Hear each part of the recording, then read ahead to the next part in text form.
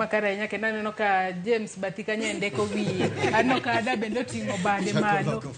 nani James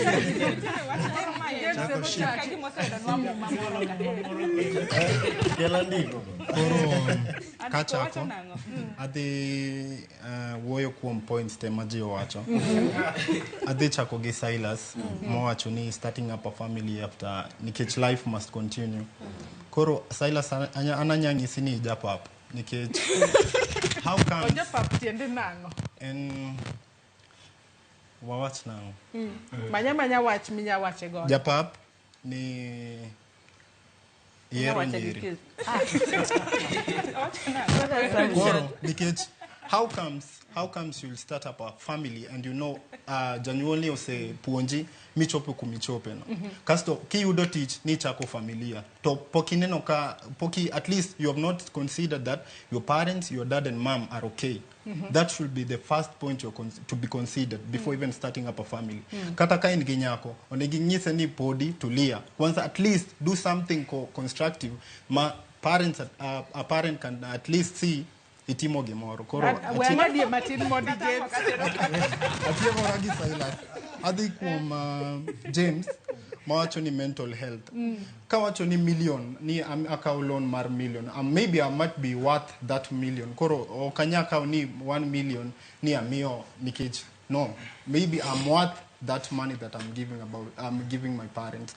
alafu nitie moro ma Beli owacho ni ati janyuol onego los mwandu mondi binge ati onego get road yes ati manyati boy inherit awe ngisi gimo first mwandu maybe ka woyo kuoma maybe asome parallel through parallel maybe it may cost more than even 500,000 maybe yeah the total amount imagine angezuia the kunisomesha angejenga nyumba angezuia kunifanyia hii angejenga nyumba ndo sometimes janyuolo wacho gani imagine wewe timo gini monda timni koro that shows you a parent oheri ndo inakuonyesha it should be considerate kiudo teach they should be the first priority okonego par ni atigo ni simu onege bedni ochuno is a must about and don't talk about even the black task that should not be even a topic to talk about it ochuno kaka nyithindo matindo wangeni we have rights no inga mosomo there's rights to education baja nyuolni koko puonji inyal make so there are things makaka nyithindo we have a right to sama pokipango life di oge kakido wacho ni danyuolo nyathi tionge basic needs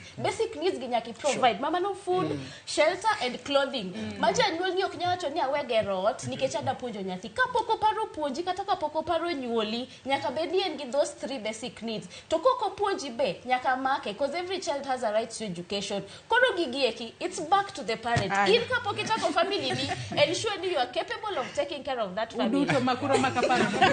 wadhi yuyo mokwongo mondi twako tedore sasa wadhi yuyo mokwongo mondi wadugu wagomba mana kamano twako tedore to kata mana comment section ka benane no ka ji oro ote